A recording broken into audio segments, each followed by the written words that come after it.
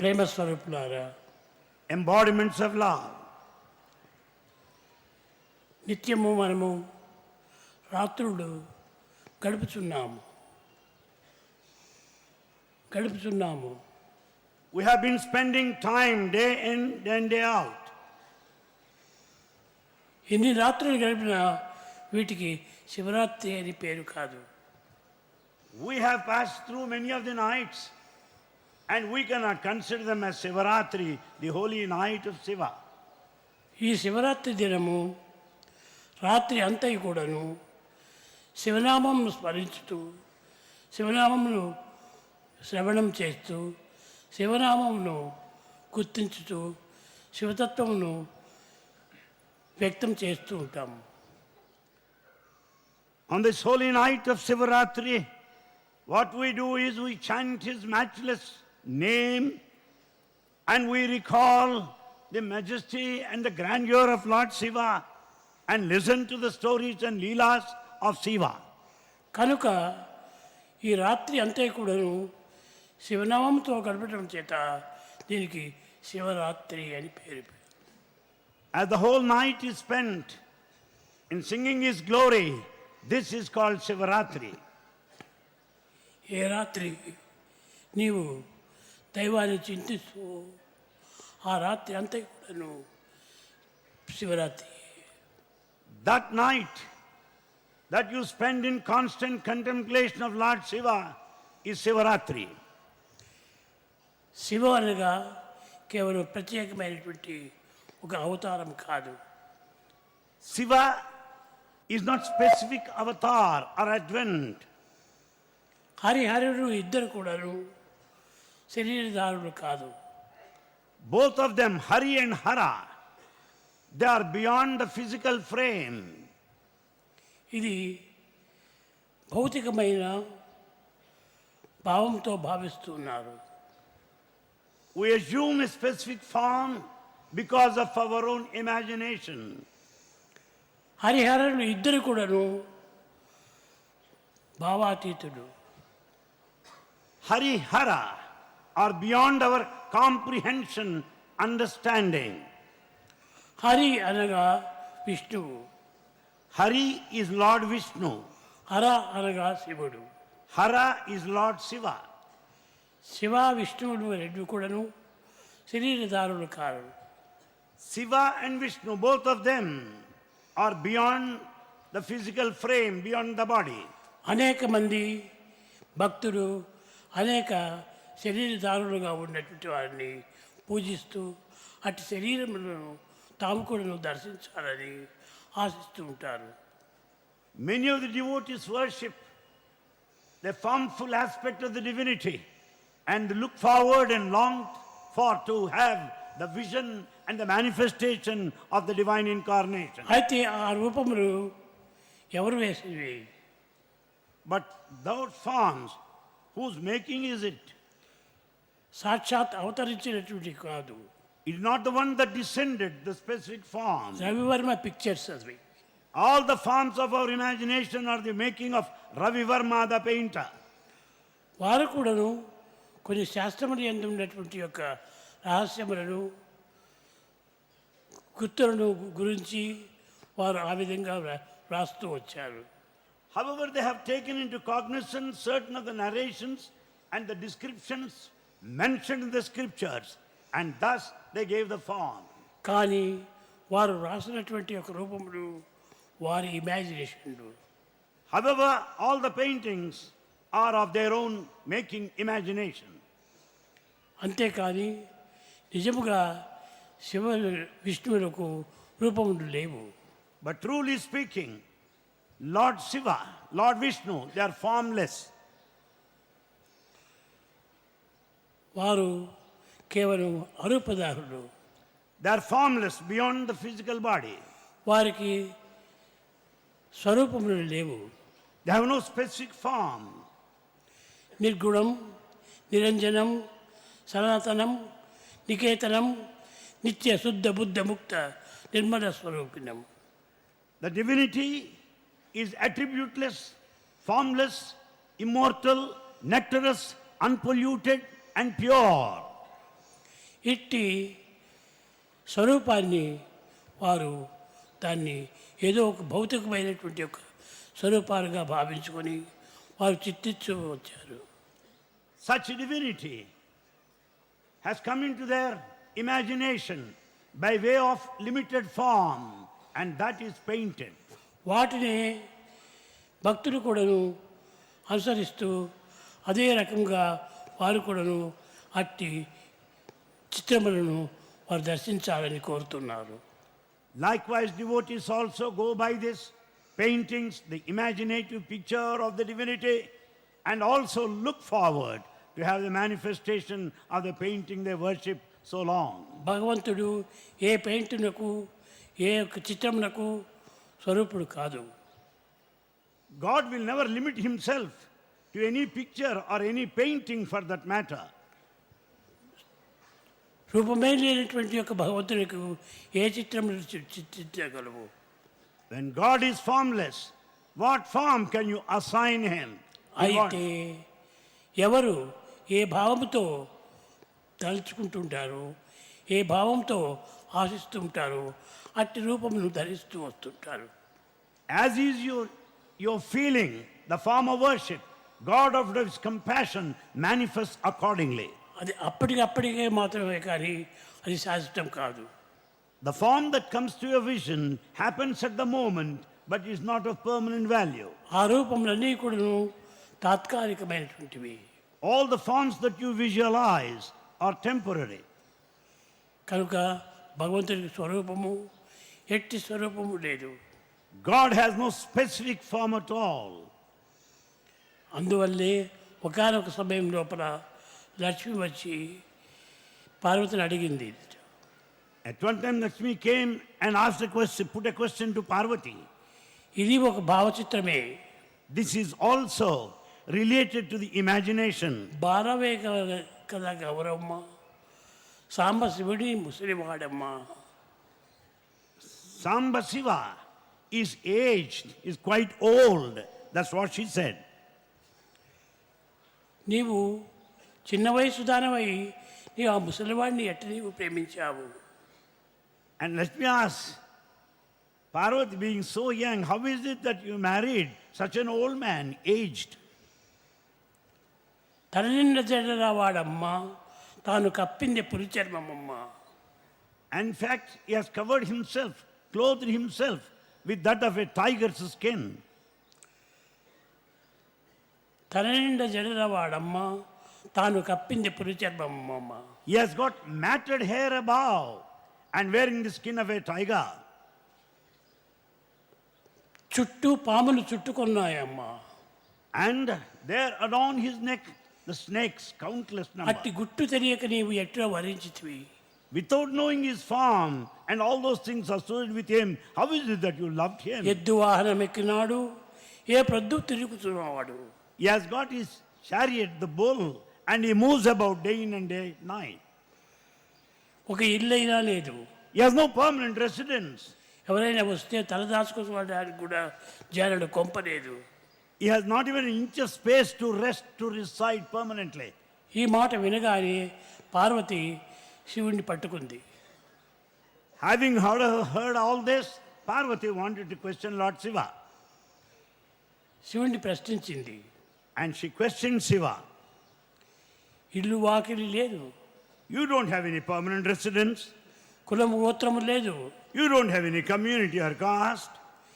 అంతేకాకుండా నీవు నిండు మొగతనం ఎదుర్కొన్నవాడు. నిండు మొగతనం ఎదుర్కొన్నావు. You are not 100% man. అర్ధనారీశ్వరుడు నీవు. You are Ardhanarishwara, half man, half woman. అట్టి నీవు దేవుడు ఎట్లవుతావు? How do you call yourself God, divine? అప్పుడు శివుడు చెప్పాడు. Then Shiva replies, భగవంతునికి రూపనామములు కులగోత్రములు ఏమాత్రము అక్కరలేదు. God does not need any form or name or any caste or community. అమ్మా లక్ష్మి, నీ భర్త ఎట్టివాడో తెలుసునా? Then he said, Lakshmi, you know what kind of husband you have? అతనికి నిద్రాహారం ఉండవు. In fact, he never sleeps. He doesn't partake food. భోజనం చేయాలని పిటికితో అన్నం పెట్టుకుంటే ఒకవైపున ద్రౌపది వచ్చి రామా కృష్ణ నన్ను రక్షించు రక్షించు అని ప్రార్థిస్తుంది. When your husband is about to partake morsel of food, collects in his fist and about to eat, suddenly he listens to the prayer of a devotee and he cannot continue to eat. అప్పుడే ఆ అన్నం వదిలి పెడతాడు. Then he has to drop the food, then there itself. ఇంకెక్కడైనా పోతుంటుంటే ఏ పని చేస్తున్నా కానీ ఎవరో ఒకరు భక్తులు పిలుస్తుంటాడు, ప్రహ్లాదుడు నారదుడు పిలుస్తూ ఉంటారు. He wants to do anything, he is constantly disturbed by devotees like Narada or any other devotee. Prahalada. కాబట్టి ఈ భక్త పరాధీనుడు వాడికి ఆహార నిద్రం లేవు. Therefore God, who really loves his devotees, has no time to sleep, has no time to have his food. అట్టి వారిని నీవు ఎట్ట వరించావు? How did you marry such a one? అప్పుడు చెప్తున్నాడు. Then he said, భగవంతునికి రూపనామం రెండు కూడాను కల్పితమే కానీ అవి సరి అయినటువంటివి కాదు. the name and the form of God are of your own imagination, artificial. భగవంతునికి ఎట్టి మార్పులు కూడాను ఉండవు. God is changeless. తాను చావులు పుట్టుక లేనట్టి శాశ్వతుడు. He is permanent and immortal. He has neither a beginning nor an end. ఆది మధ్యాంతరహితుడు అనాదేవాడు. He has nothing like beginning, nor the middle, nor the end. He is quite ancient, eternal. అతను శాశ్వతమైనటువంటి ఆత్మస్వరూపుడే. He is permanent. He is in the form of consciousness, Atma. అట్టి ఆత్మస్వరూపుడికి రూపనామములు కల్పించడము కేవలము మానవుల యొక్క కల్పితములు, మానవుల యొక్క భ్రాంతులు. Therefore, it's man's imagination to assign, to look forward to a specific form and give it to formless God.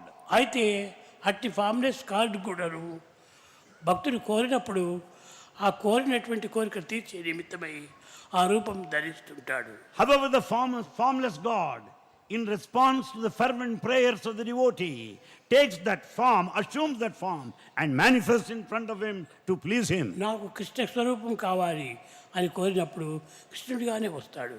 When the devotees prays, I want to see Krishna, God appears in that form. నాకు రాములు కావాలన్నప్పుడు రామస్వరూపంలోనే వస్తాడు. When devotee prays that he wants to have the form of Rama, God appears that way. రాముడు లేడు అక్కడ, కృష్ణుడు లేడు. In fact, there is neither Rama or Krishna. కానీ ఆ భక్తుడి తృప్తి నిమిత్తమై ఆ రూపం ధరిస్తూ వస్తుంటాడు. But God takes that form to satisfy his devotee. కనుక భక్తులను తృప్తిపరిచే నిమిత్తమై భగవంతుడి రూపం ధరిస్తుంటాడు, కానీ అతనికి ఎట్టి రూపములు లేవు. God takes upon himself a form just to satisfy the devotee. అట్టివాడే గుణము లేనటువంటి వాడు. God is attributeless. గుణములే లేవు అతనికి. He has no attributes whatsoever. ఎట్టి గుణములు లేనటువంటి యొక్క భగవంతునికి గుణములు రూపములు మనం ఏర్పరచుకొని మనకు మనం తృప్తిపరుచున్నాము. We satisfy ourselves by giving a form, by imagining certain qualities in God and feel quite satisfied. రూపములన్నీ కూడాను అప్పటికైనాను అనిత్యమే. Form, whatever may be, is quite temporary, momentary. అనిత్యము అసత్యములు. And it's false, it's not the reality. It is just temporary. నిత్య సత్యమైనటువంటి యొక్క రూపము ఆత్మనే. The principle of eternity and the truth is this consciousness, ఈ Atma. ఆత్మ ఎన్ని మారినా కూడాను, ఈ ప్రపంచమంతా మారినా కూడాను ఆత్మ మారదు. This consciousness, Atma, will never change. The whole world may get itself transformed. ఈ ప్రపంచమంతా కూడాను ఈ ఆత్మ యందే ఇమిడి ఉన్నది. In fact, the whole world rests on this principle of consciousness. ఈ కాన్షియస్నెస్ను మనం వదిలించమా మనం ఏది లేదు ఇంకా. If you forget this consciousness, Atma, well, you don't get anything in this world. దీనిని ఆత్మ అనియు, This you call it Atma దీనిని అహం అనియు, or Aham. దీనిని అహం బ్రహ్మాస్మి అనియు. This I say, Aham Brahmasmi, I am Brahman. నేనే బ్రహ్మను, నేనే ఆత్మను అని తాను చెప్తూ ఉన్నాడు. So he declares himself, I am Brahman, I am consciousness, I am Atma. కానీ దీనికి అనేక రూపములు కల్పించి మీరే దానిని అనర్థములు చేసుకుంటున్నారు. But we are diverted because we superimpose certain other forms to the divine who is formless. అయితే అప్పుడప్పుడు శరీరం ధరించినప్పుడు ఆ శరీరాన్ని మనం ఆశించటము, పూజించటము, స్మరించటము అది సత్యమే. However, it's quite true to our experience when God takes upon himself a definite form and a vesture. We respect, adore and worship. అది ఉన్నంత వరకును నీవు ఆనందంగా ఉంటుంటావు. So long you see the body, you will be blissful. తర్వాత నీకు ఆ సుఖం ఎక్కడి నుంచి వస్తుంది? Later, how do you expect to be blissful? ఈ సుఖము నీ భ్రాంతి నుంచి వచ్చినటువంటిదే కానీ మరొక చోటు నుంచి రాలేదు. This bliss you experience out of the form is of your own imagination. అట్టనే శరీరంలో కొంతకాలం ఉంటుంటాయి. Bodies stay for certain period of time. తదుపరి అనేక రూపములు ధరిస్తూ ఉంటుంది. Later, it goes on changing its forms. ఇప్పుడు ఈ శరీరం కూడా ఉన్నది. Here is body. ఈ శరీరంగా వచ్చినప్పుడు ఎన్నో మార్పులు చెందుతుంటాయి. Because of the body, the vesture, it goes on transforming, changing. ఇది ఇంకా కొంతకాలంలో ఈ శరీరం మీకు కనిపించకుండా పోవచ్చును. After some time, you may not see the body. కానీ మీరు అప్పుడు బాధపడటం సహజం కాదు. Then it should not be your nature to feel sad when you miss the body. తన స్వస్థానంలో తాను చేరుకున్నప్పుడు మీరు ఆనందించవలసిందే కానీ బాధపడకూడదు. When the divinity is in its true nature, it's time for you to feel blissful and happy, and you should not feel sad. రాముడు వచ్చాడు, Rama has come down on earth, అరణ్యవాసం చేశాడు, and he spent his time in forest, అనేక విధమైనటువంటి యుద్ధములు కూడా సల్పాడు, and he fought many battles, రాక్షస సంహారం కూడా చేశాడు.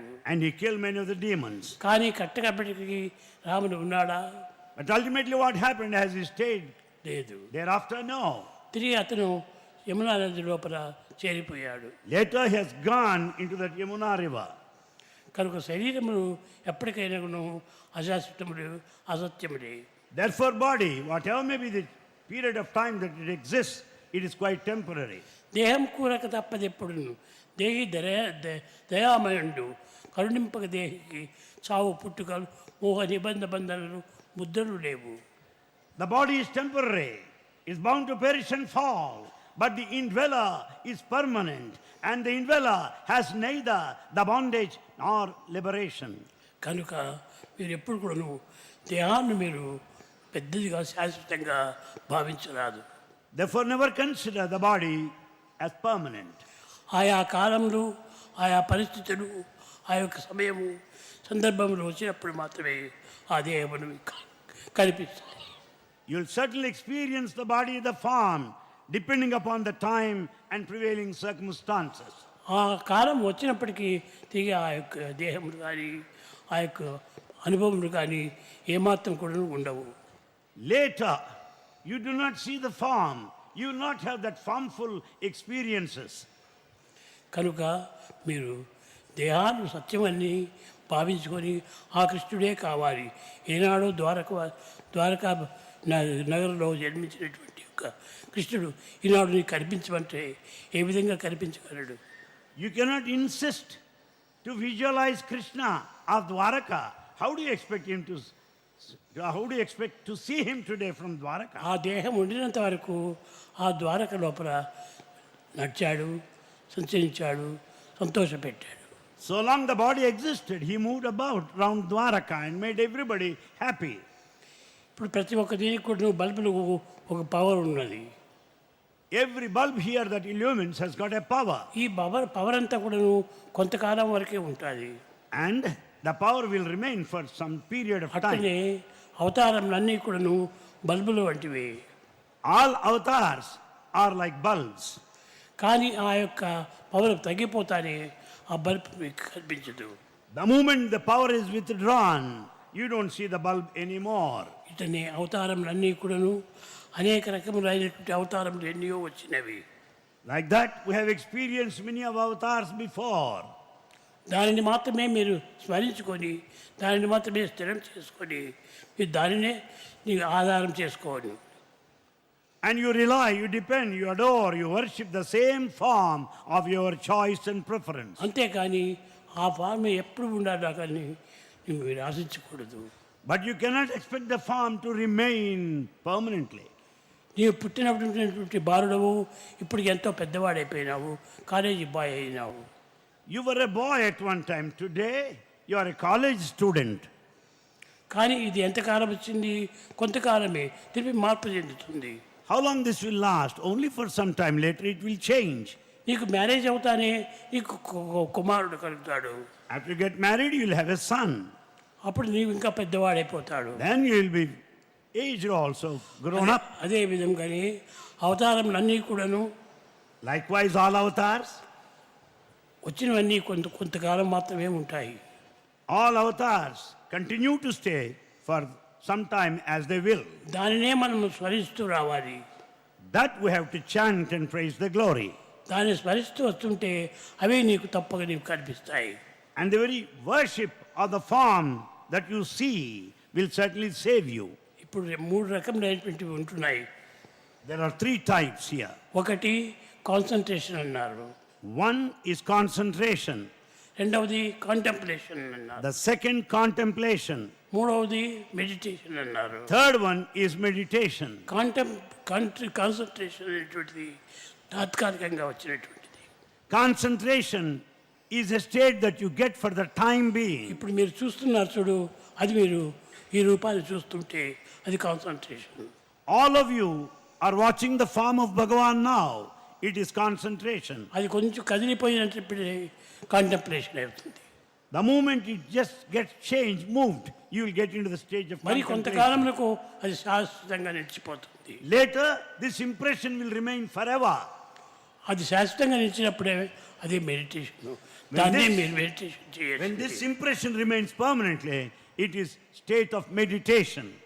కనుక దానిని మీరు మెడిటేషన్ చేస్తుంటే అదే నిజమైనటువంటి యొక్క శాశ్వతమైనటువంటిది. Therefore, if you meditate on that permanent impression, well, that will remain eternal. మీరు ఎక్కువ కాన్సన్ట్రేషను కాంటెంప్లేషను రెండింటిపైన మాత్రమే మీరు సవాల్ చేస్తున్నారు. You have limited yourself to concentration and contemplation alone. ఇవి రెండు కూడా శాశ్వతాలు కాదు. Both of them are not permanent. అయితే ప్రప్రథమలో కాన్సన్ట్రేషన్ చేయాలి. However, in the beginning, you have to concentrate. ఈ కాన్సన్ట్రేషను కాంటెంప్లేషన్ కింద మార్చుకోవాలి. This concentration will take you to the next state, contemplation. అనగా కొంతసేపు కదిలి కొంతసేపు కదలకుండా ఉండేటువంటి ఒక స్థితికి తెచ్చుకోవాలి. Meaning, you should get into the state that it should not be any longer steady and unsteady thereafter. అట్టి రూపము ఎట్టి కాలం వచ్చినా ఎట్టి టైం వచ్చినప్పటికీ కదలదు మెదలదు. When once it is firmly established, that permanent impression of the form that you worship and adore will never move. కన్నును మూసిన తక్షణమే అదే నీకు కనిపిస్తుంది. The moment you close your eyes, you will experience the manifestation. అదే విధంగానే ఇప్పుడు రాముని నువ్వు పూజిస్తున్నావు, Likewise, you are worshipping Rama. రాముని రూపం చూస్తున్నావు. You watch the form of Rama. కానీ కొంతసేపు మాత్రం ఉంటుంది, తర్వాత కదిలిపోతుంది. You will experience that form for some time. Later, it will pass off. కానీ అది కదలకుండా ఎప్పుడు కూడా కన్ను మూసినా తెరిచినా కూడాను అదే ఉండేటువంటిది, అదే నిజమైన meditation. The true meditation means this. If that form of your choice of worship remains forever, when you open the eyes or close the eyes, that is true meditation. కనుక దేశ కాలములకు ఏమాత్రం కూడాను మార్పు చెందినటువంటిది కాదు meditation. True meditation is beyond the time and space. It will never change. అట్టి దానిని మీరు స్మరిస్తూ రావాలి. You should meditate upon that changeless one. ఋషులందరూ అట్టి మెడిటేషన్ చేసినారు కనుకనే ఎప్పుడు తలచినప్పుడు వారి దగ్గరికి వచ్చి వారితో మాట్లాడి వారి కోరికను తీర్చుతూ వచ్చింది. As rishis meditated upon that which is steady and firmly established, God is pleased with their meditation, appeared, manifested in front of them and fulfilled their desire. ఎప్పుడో తన బిడ్డనిచ్చినటువంటి ఒక శారదలకు హస్బెండ్ అయినటువంటి ఒక ఋషిని తీసుకుని వచ్చి పుత్రకామేష్టి యాగం చేశాడు. తనకు మొట్టమొదటి ఒక బిడ్డ పుట్టింది. He begot a daughter in the beginning. ఆ డాటర్ను ఇక నాకు డాటర్ అయింది కదా, నాకు ఇక డాటర్కు రాజ్యం కట్టేకి వీలు లేదు, నాకు పుత్రుడే కావాలి అని ఆ డాటర్ను దత్తుకిచ్చాడు ఒక ఋషి. And because the daughter is not eligible to the heir to the kingdom, cannot be the future king, therefore she was given in adoption to someone else. Adopt చేసుకున్నటువంటి ఒక ఋషి ఒక పుత్రకామేష్టి యాగమునకు తాను ఫస్ట్ పురోహితుడిగా వచ్చాడు. And therefore the one who has adopted this daughter happened to be the first purohit, the first priest who presided over that Putra Kameshti Yaga. ఆ యొక్క ఋషి వచ్చి యాగం చేసినప్పుడే వీరికి నలుగురు బిడ్డలు పుట్టారు. Because that priest presided over the whole of the performance of the spiritual ritual, the king is gifted with 4 children thereafter. కనుక ఆ ఋషి పోయి చాలా కాలం అయిపోయింది. And the rishi left long back. కానీ ఇతని దృష్టి లోపల ఆ ఋషియే ఉంటున్నాడు. But yet in his mind, the rishi, the impression stayed. అది పర్మనెంట్గా ఉండటం చేతనే ఆ ఋషిని ఆహ్వానించి సుమంతుడిని పంపించి అతన్ని తెప్పించాడు. Because of the permanent impression of the rishi in his mind, he sent his emissary Sumanta and called him to go over here. కనుక శాశ్వతమైనటువంటిది ఎప్పటికీ ఉంటుంది. Therefore, that permanent impression will last forever A and ever. నిమిషం నీకు కావాలన్నప్పటికీ ఆ నిమిషం నీకు వస్తుంది. And whatever form you want, well, manifestation will be there accordingly. కనుక అట్టి శాశ్వతమైనటువంటి యొక్క స్వరూపమే నిజమైన సత్య స్వరూపం. Therefore, the true form is that which is steady, which is changeless, that which manifests whenever you desire. ఎట్టి కాలం నందు కూడాను చేంజ్ అనేటువంటిది ఉండనే ఉండదు. There will be no change at all because it's beyond time. ఎట్టి మార్పులు కలగవు. There will be no change. అట్టి మార్పులు చెందినటువంటి యొక్క సత్యమైన నిత్యమైన శాశ్వతమైనటువంటి యొక్క స్వరూపాన్ని మనం హృదయంలో నిలుపుకోవాలి.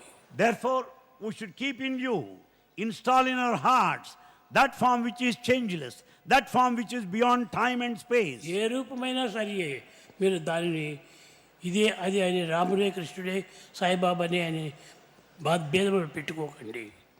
Don't follow any differences. Don't say that Rama, Krishna, Sai Baba, no difference at all. ఈ రూపములన్నీ కూడా మారుతూనే ఉంటాయి. All these forms go on changing. కనుక మీరు రూపం పెట్టుకున్నటువంటి దాన్ని నిరంతరము శాశ్వతంగా హృదయంలో ప్రతిష్ఠ చేసుకోవాలి. The form that you worship should be permanently installed there in your heart. అది ఎప్పటికీ ఉంటుంటుంది. It will stay there forever and ever. అది మారదు, కూలదు. It will never change. There will be no addition either. కానీ కొంతమంది ఈ పురాణములను పురస్కరించుకొని పురాణం ద్వారా మీరు అనేక రకమైనటువంటి ఒక మార్పులు తెచ్చుకుంటున్నారు. Basing on the study of mythology, we expect certain changes in the divinity also. ఒక దొంగ సన్యాసి ఇంటికి వచ్చాడు. అమ్మా భవతి భిక్షాందేహి అన్నాడు. There was an impostor, a celibate, sannyasi. నాకు భిక్షం పెట్టారా, ఆకలి అవుతుంది అది అన్నాడు. He wanted food and he begged a householder. అప్పుడు ఆమె చెప్పింది, నాయన నువ్వు కావేరి నదికి పోయి స్నానం చేసుకొని రాపో, నీకు భోజనం వడ్డించి పెట్టేస్తాను అన్నది. And the mistress said, go over to Kaveri river, have bath and come here. అప్పుడు ఆయన చేసే చెప్పాడు, గోవిందేది సదా స్నానం అన్నాడు. And he said, Govindeti sadasnanam, why bath? I take that bath of his holy name all over, all the time. వీడెవడో సరైనటువంటి వాడు కాదని గుర్తించి Then she could understand that he is a cheat. అప్పుడు ఈమె వాపసు వచ్చి, నాయన గోవిందేది సదా భోజనం వెళ్ళిదా. And the mistress said, look here, Govindeti sada bhojanam, you'll have all the food of name of God always with you. కనుక మనము ఎట్టి భావమును తడుస్తాము, అట్టి భావస్వరూపాన్ని మనకు బయటపడుతుంది. So as is the feeling, so will be your experience and the result. నిజంగా వారికి ఆకలి అయిపోతుంటే భోజనం చేసి అంటే స్నానం చేయాలి కదా. Really, if he is hungry, if he wants to have his food, he first have his bath and be ready. కానీ ఆఖరికి మాత్రం అన్నం కావాలి, స్నానం చేయడానికి సోంబేరి. But he is so lazy that he doesn't want to have bath, but he is prepared to have his food. కనుక అట్టి సోంబేరులు మాత్రము మనం ఎప్పుడు కూడా నమ్మకూడదు.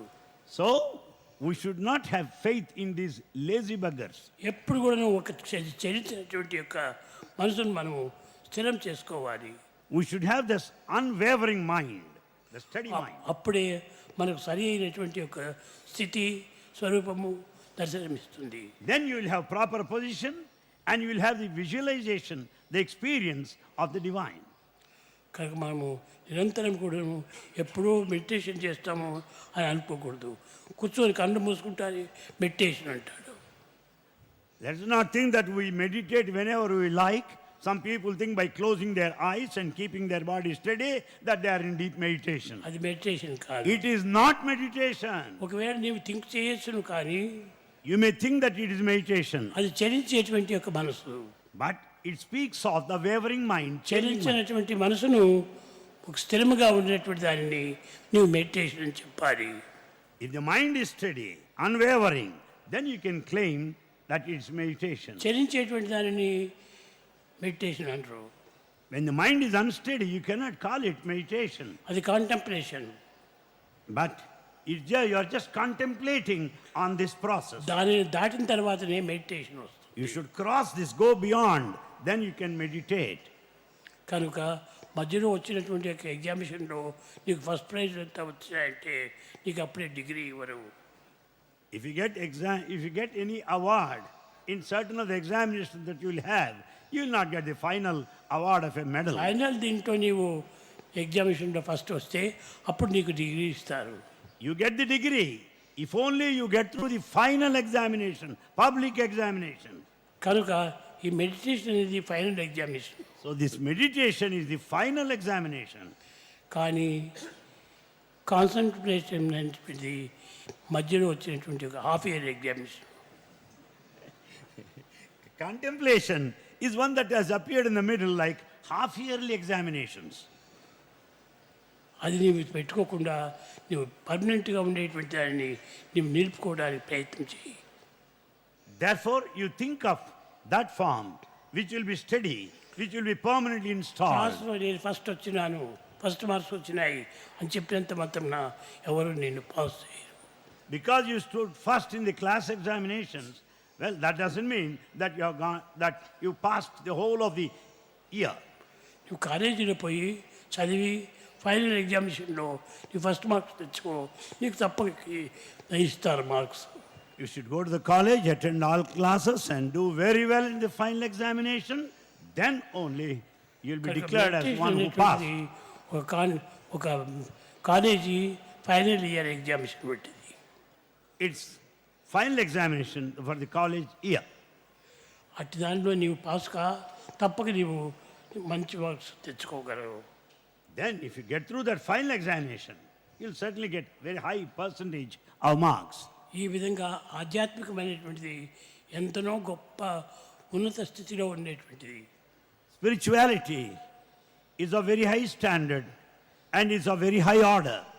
ఈనాడు భౌతికం ఉండాలి, Today we have the physical side, లౌకికం ఉండాలి, we have the worldly aspect, కానీ నైతికం లేదు, and we don't have any moral aspect. ఆధ్యాత్మికం లేదు. There's no spiritual side. కానీ ఇంకా ఎంత నీకు ఆధ్యాత్మిక వ్యక్తిత్వం బయలుదేరుతుంది. How do you expect to have spiritual experience? Spiritual experience కావాలంటే నీవు ఫైనల్ దీంట్లో తగినటువంటి ఒక శక్తిని సంపాదించాలి. You should qualify yourself by getting through the final examination. ఇది నా దేహము, ఇది నా భవనము అని చెప్పినంత మాత్రం అవంతా కూడాను భౌతికమైనటువంటివి. If you say this is my body, this is my building, that is all physical, worldly. This is my body means my is separate. If you say this is my body, this my claim is separate. ఇది my టమ్లర్, My tumbler, టమ్లర్ separate, tumbler is separate. నేను separate. I am separate from tumbler. కాబట్టి అదే విధంగానే నా దేహము, నా మనసు, నా బుద్ధి, నా చిత్తము, నా ఇంద్రియము, నా అంతఃకరణ అనుకుంటే ఇవన్నీ సపరేట్ అయినటువంటివి.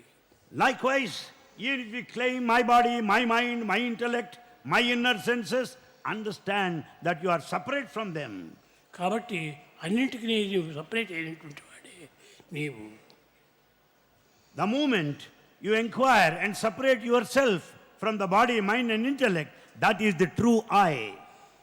సర్వ కర్మలు కూడా నువ్వు త్యాగం చేయాలి. You have to sacrifice all actions. ఈ యాక్షన్స్ అంతా స్ట్రైక్ చేసినప్పుడే నీవు సరైనటువంటి యొక్క శాశ్వతమైనటువంటి సత్యమైనటువంటి నిత్యమైనటువంటి వ్యక్తి కాగలవు. When once you sacrifice all these actions, then you can have the true identity with the divine. వస్తున్నాయి That's పోతున్నాయి eternal. వస్తున్నాయి పోతున్నాయి. Things come and pass. Past అయ్యేటువంటివి మనకు తిరిగి వస్తాయా? Those that are gone by will never come back. Rao. They will never come back. కాబట్టి past అయినటువంటి పాస్ట్గానే ఉండాలి. So past is past. కానీ ఫ్యూచర్ వేరే ఉంది. But there is future ahead. కానీ ప్రజెంట్ కూడా నువ్వు ప్రజెంట్ కాదు. Even the present is not the present. Present past అవుతుంది. The present is the product of the past. Past అనేటువంటిది పూర్తి శాస్త్రంగా నిలిచిపోతుంది.